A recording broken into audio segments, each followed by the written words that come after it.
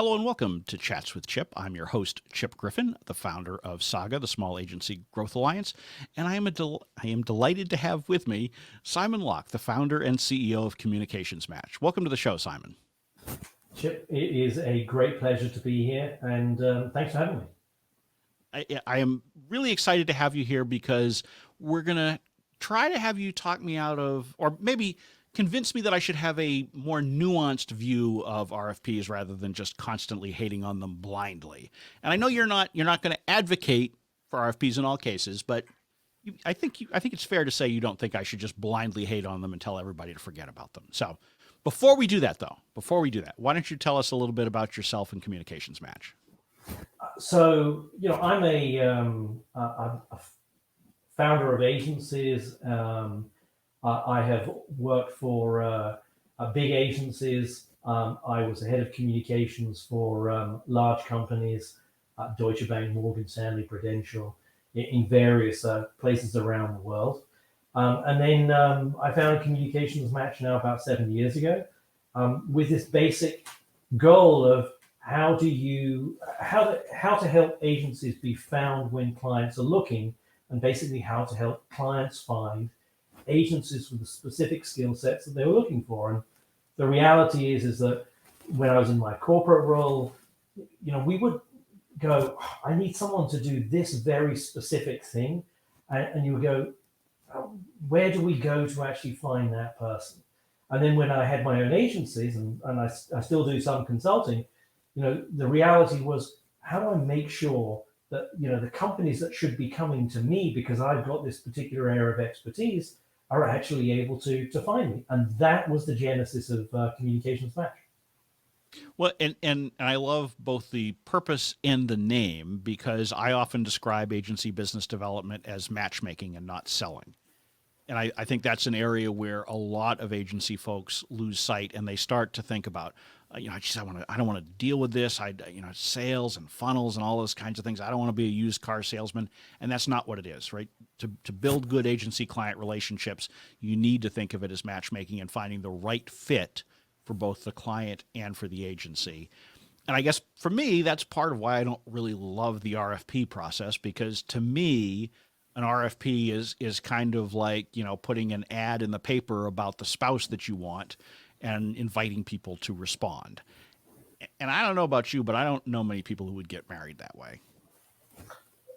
No, look, I think I would start with matchmaking in itself is actually kind of, to some extent, sort of a flawed concept of what we actually do, because I think it implies this idea of, that we at CommunicationsMatch kind of go out generally and specifically choose firms. And there are people who have this business model, and it's like, here are the three firms that may have paid me money to get to the top of the list and to go, and here are the three people you should hire as a company.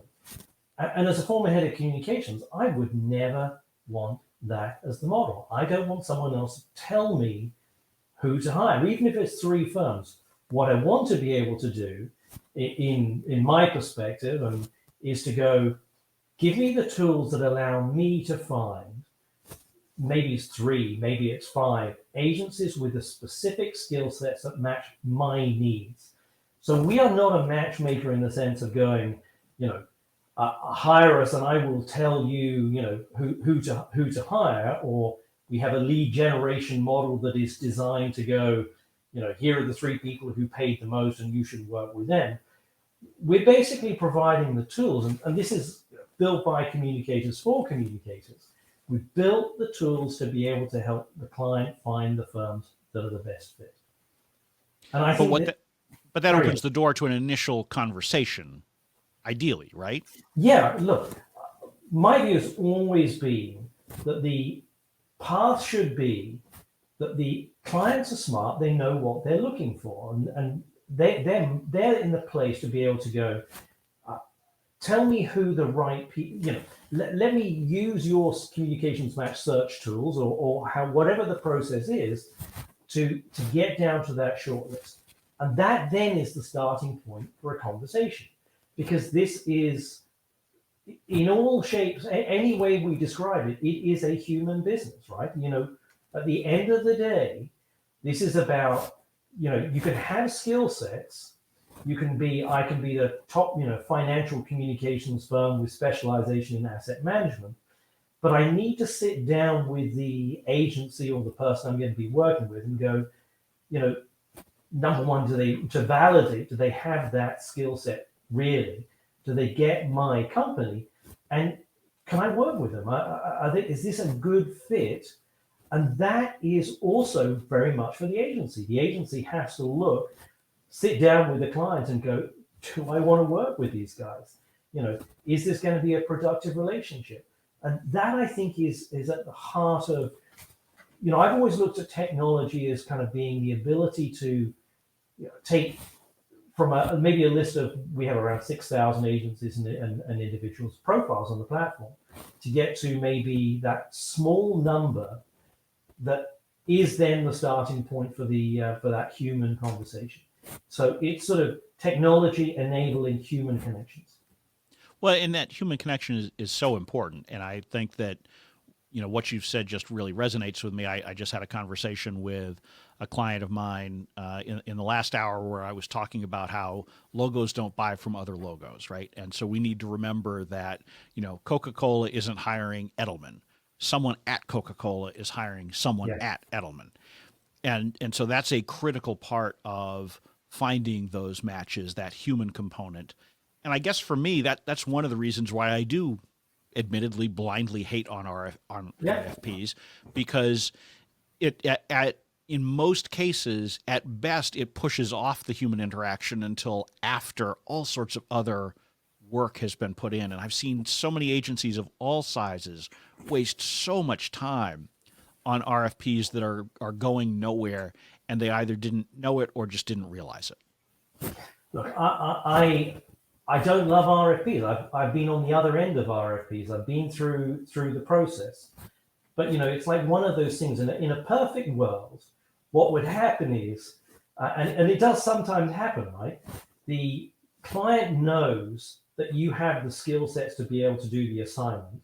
They call you up, and I'm thinking about like with an agency hat on. They call you up, they sit down, and then they say the magic words, which have happened to me a couple of times in my career, which is, "You got me at hello," and you realize that the point there is to go, wow, the world aligned, and I really didn't have to spend a lot of time. I wasn't in competition with anyone else, and they recognized just how good I was and the skill sets that we brought to the table, and then I was so convincing that they hired me straight away.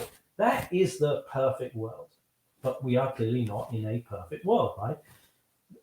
I think we all know from the different perspectives that we have as communicators is that, all too often when I was on the agency side, you would sometimes scratch our head and go, why did this client not reach out to us when they were looking to hire?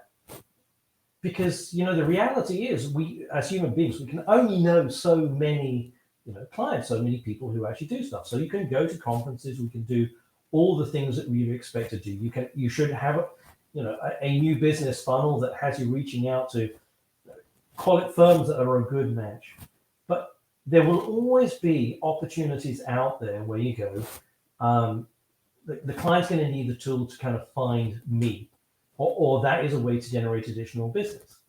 Now, in the perfect world, you would not need an RFP from an agency perspective.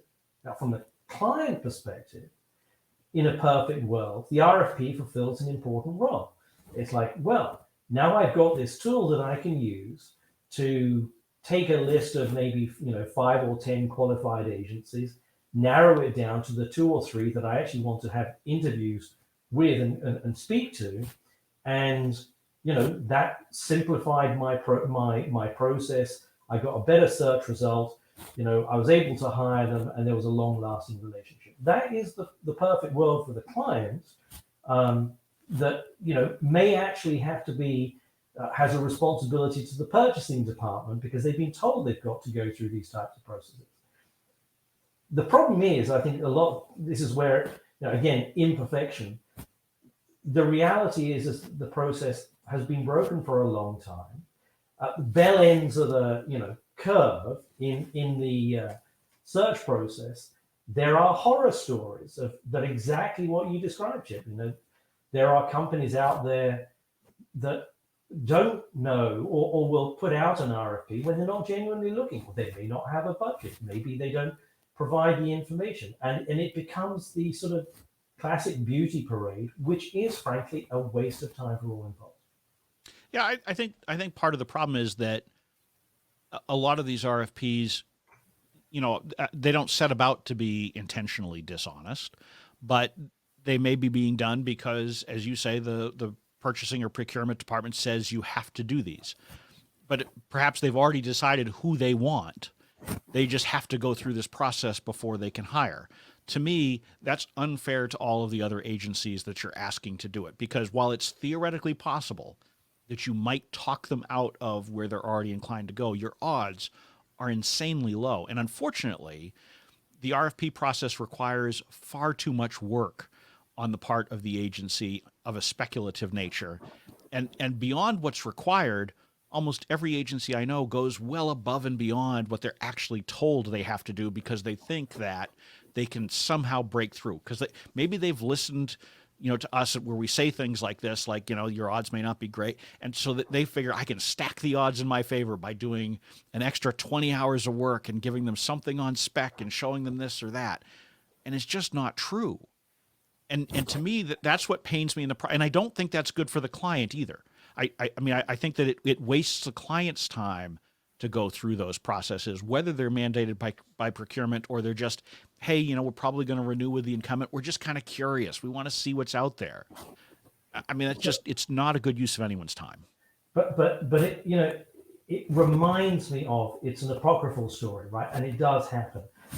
The client is, frankly, dumb enough to spend a huge amount of time going through a process where they don't really want to kind of hire the agency.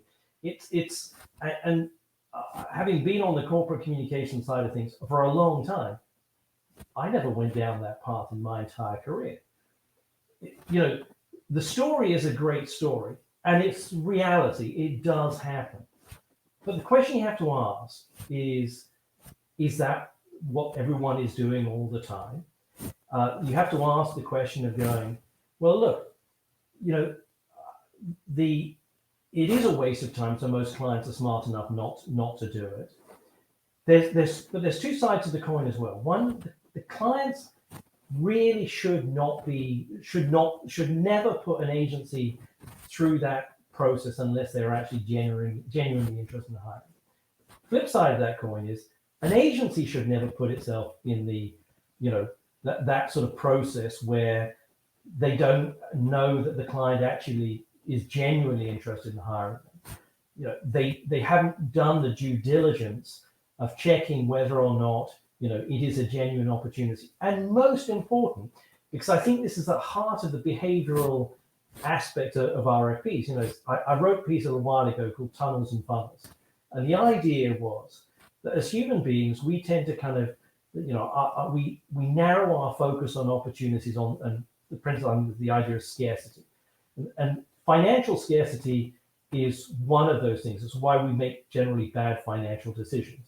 The behavioral drivers is you see something and say, "Oh, there's a $200,000 contract out there.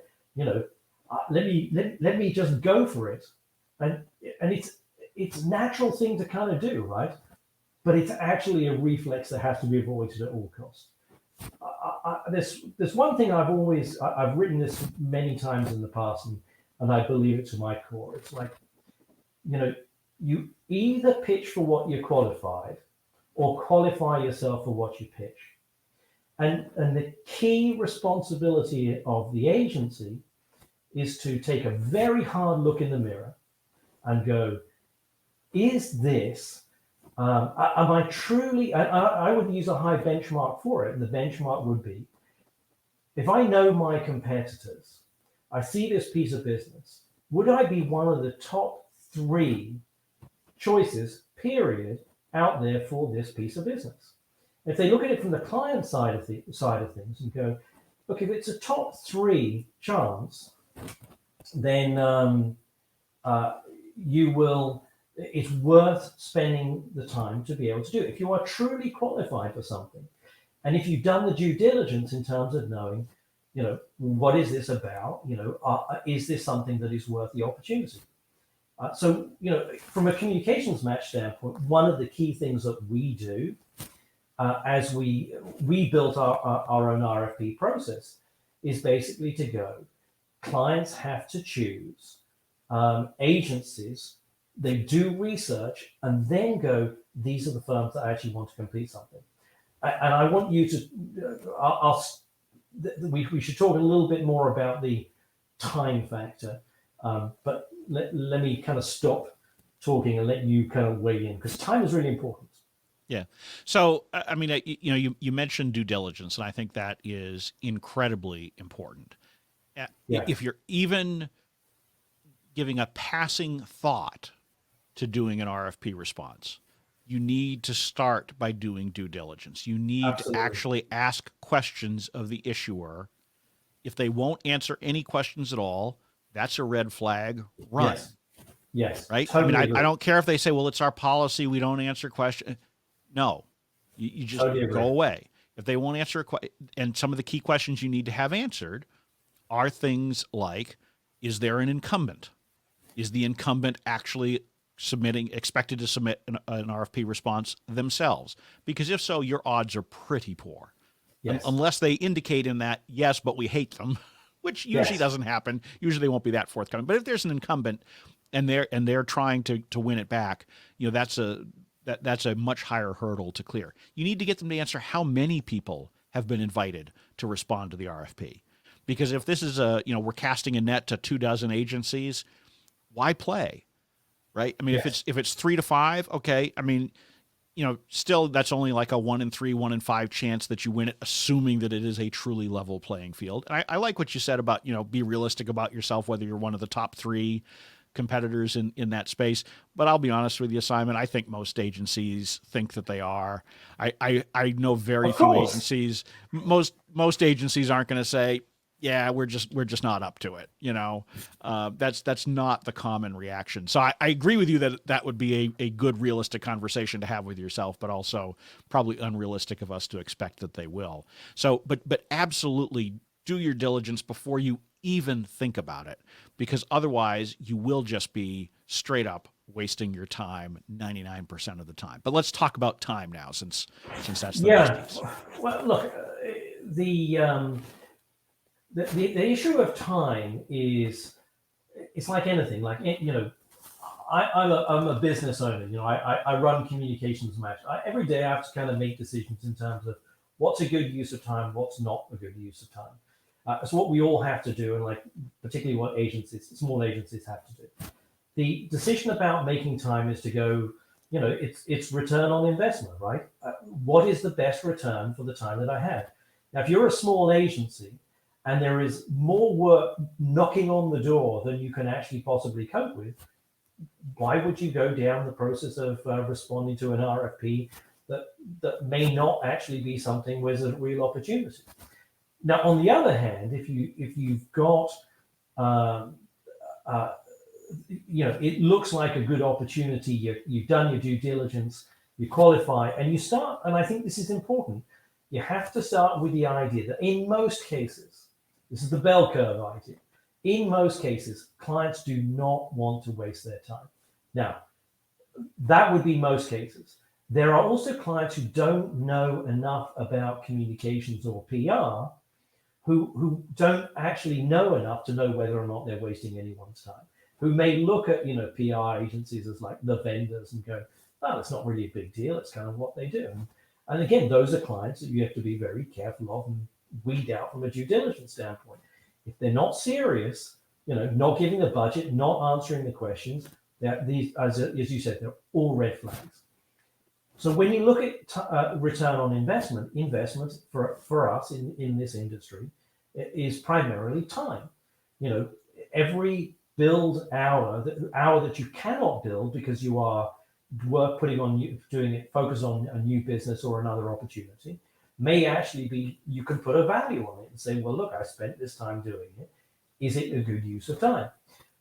One of the problems with the way RFPs have been done in the past is, or an RFQs, is that the process may just take too much time.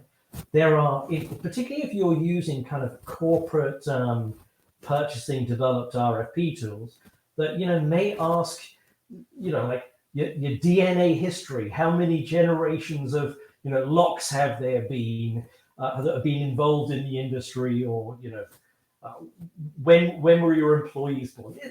There are questions that can be asked that are just plain daft, inappropriate, and don't belong in the process of choosing an agency. So one of the things that we did in terms of as we built into CommunicationsMatch, we built an RFP option not because I love RFPs, but because clients, when they're doing the search process, there are a subset that want to be able to use an RFP.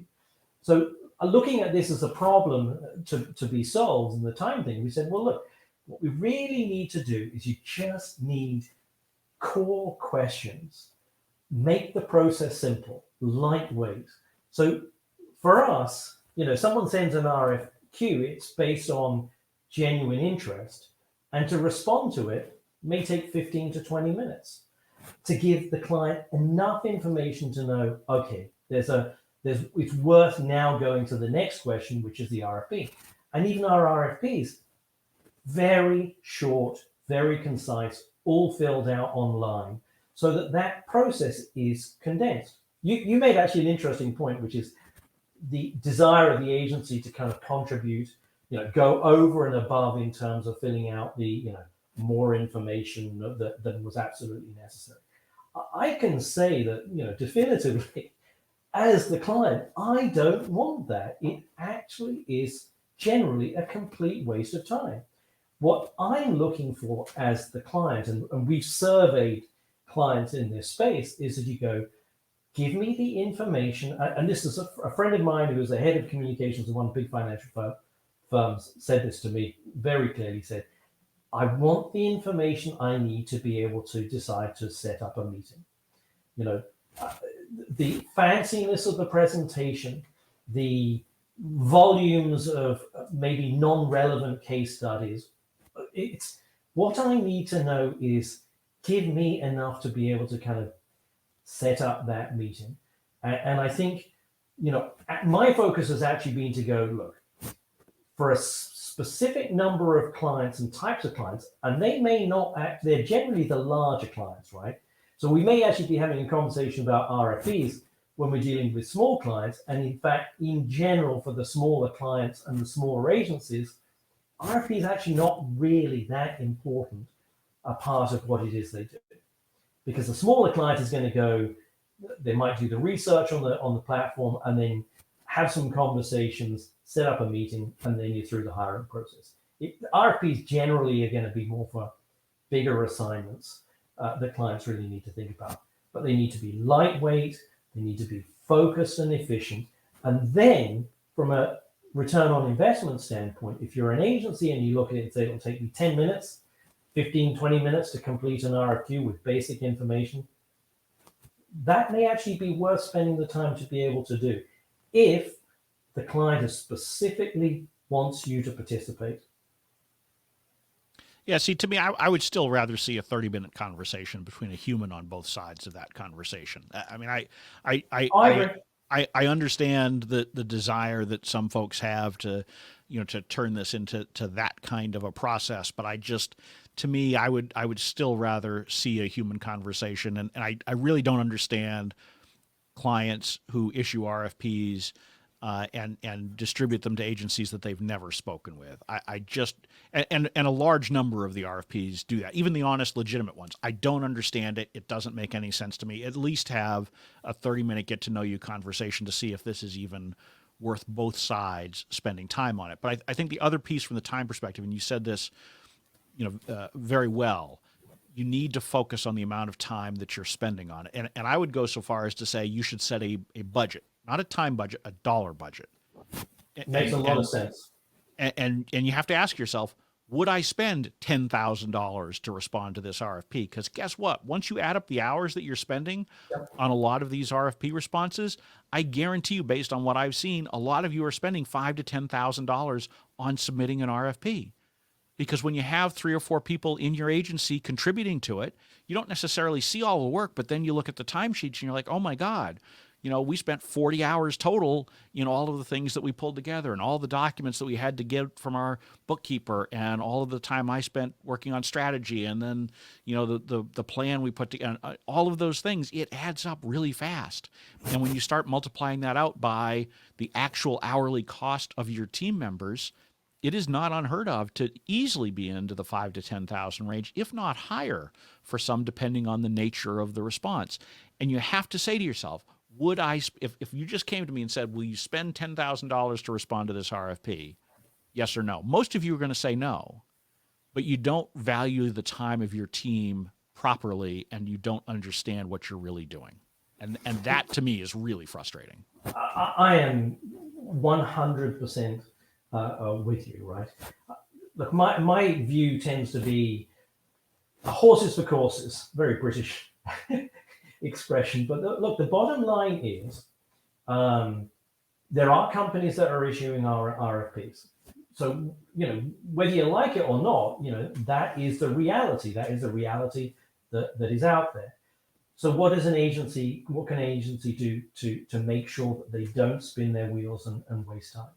Well, first thing is that they should do exactly what we talked about, due diligence, and have a conversation. If the client is willing to have the conversation, have the conversation. The agency needs to make the decisions to go, look, if the client wants to or doesn't want to, I'm going to make a call whether or not I choose to participate. The process needs to be lightweight. There is no reason why clients, frankly, should be asking an agency to spend $10,000 worth of time to get a bunch of ideas and thoughts on something where you haven't really properly been briefed. It's actually kind of dangerous. Not only is it a waste of time for an agency time, it's actually dangerous.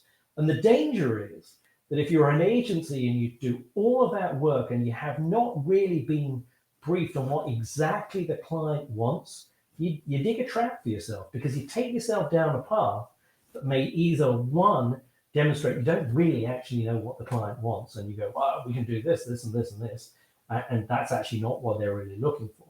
You can part of that process can be upselling it, and we've done surveys of clients, and clients do not want to be upsold to in these presentations. You can have extra ideas, but they have a specific goal that they are trying to meet, and the best agency to address that particular need most credibly is the one that is most likely to ultimately win it, where there is personal chemistry.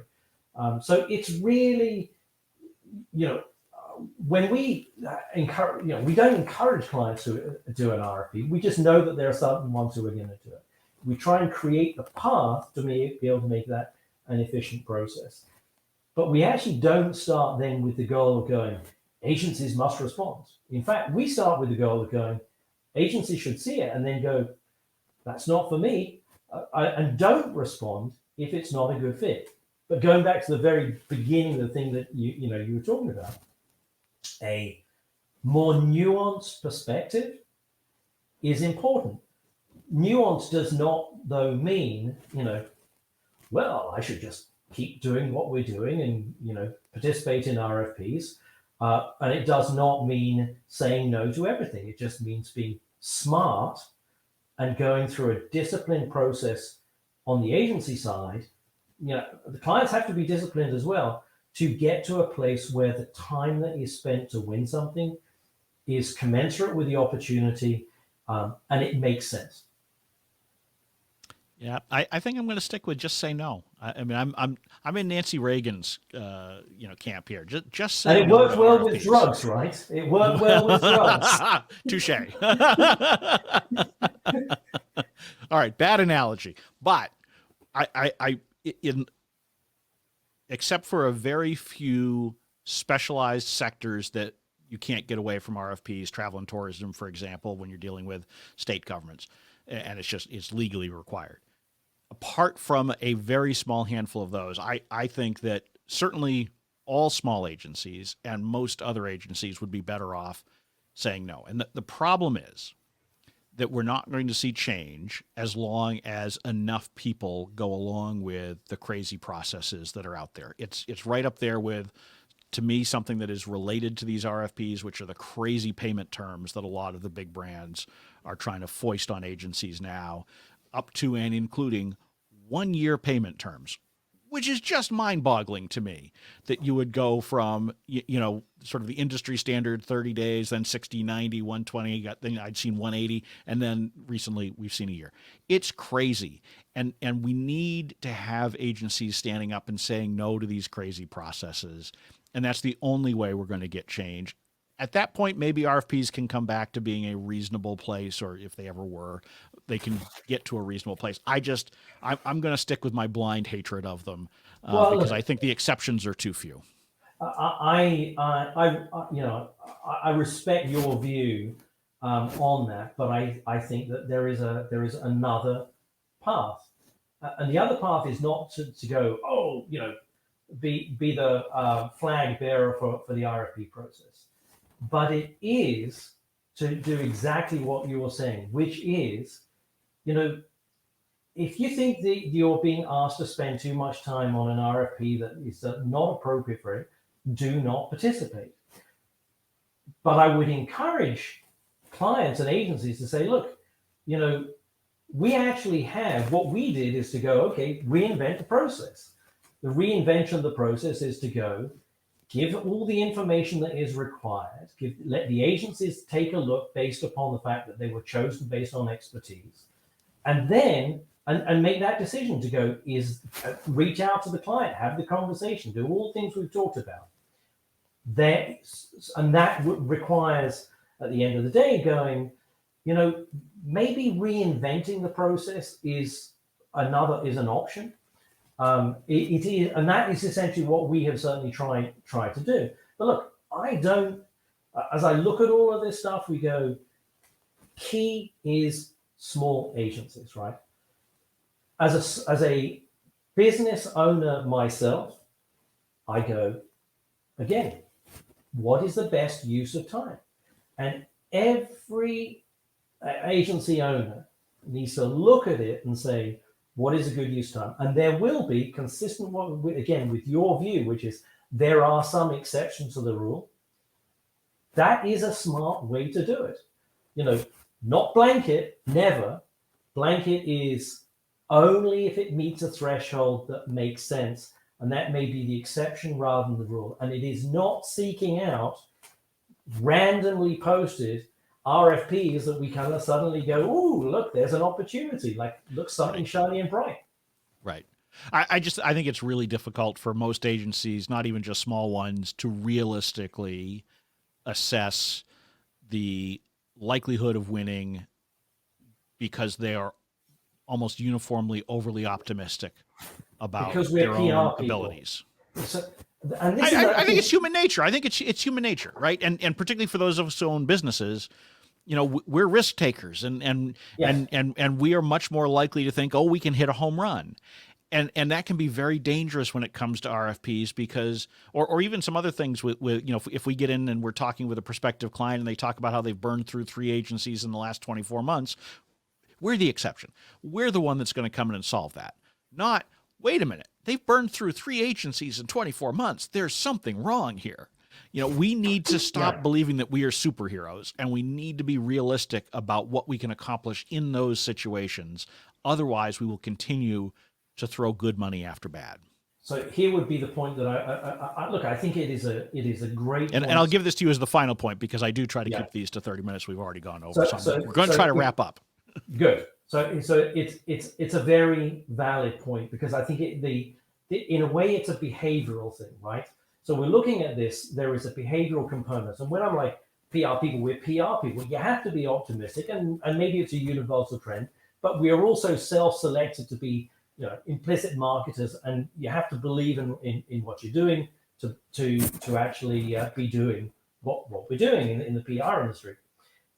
the key thing is, and this is really hard, I do think, is that the ability to kind of step back and evaluate, which is the process in a way that we're sort of talking about, is to go, to be realistic. So you're saying, we're just inherently unrealistic.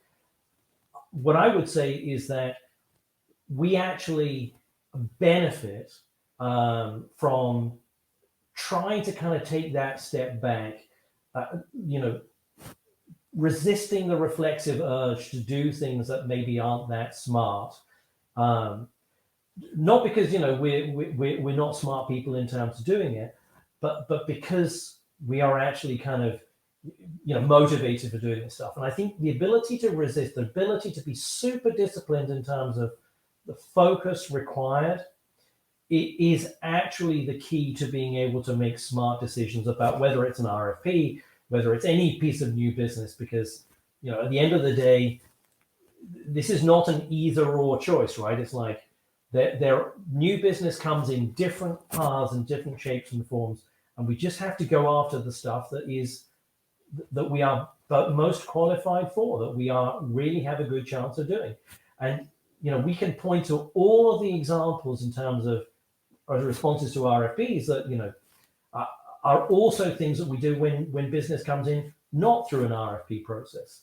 Being disciplined is really tough when money is at stake, and it is inherent behavioral challenges. But that is what we do as leaders, is to try and make the smartest choice for our agencies and for new business. Well, Simon, if someone wants to make a smart choice about their agency new business and find a good match, how can they learn more about CommunicationsMatch, and where should they go online? Well, thank you, Chip, for saying that. CommunicationsMatch.com is where it can go, and the platform is agencies can create profiles on the platform. We have partnerships with PRSA, Captain Communicator, and others, and clients can search for free.